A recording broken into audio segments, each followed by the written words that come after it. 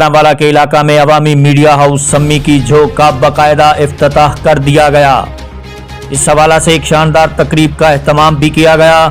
तकरीब में वुकला, मजहबी, सियासी, समाजी शख्सियात की कसीर तादाद ने शिरकत की। मेहमानों की आमद पर उनका पुरतपाक इस्तकबाल किया गया और गुल पाशी भी की गई। तकरीब के शुरका ने दूर अफ्तादा इलाके में आवाम की खिदमत के लिए की गई इस बेहतरीन कोशिश को बेहद सराहा।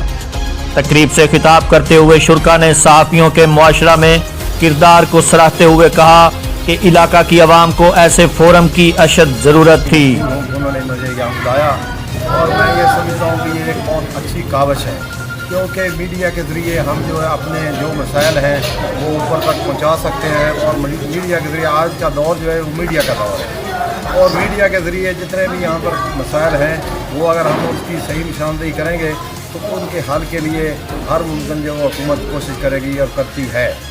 और यहाँ पर मैं ये समझता हूँ कि बहुत से मसाइल हैं, और ये मसाइल जो हैं ये हम MP-MNA भी जो है अपने तौर पे इनको हल करने की कोशिश करेंगे।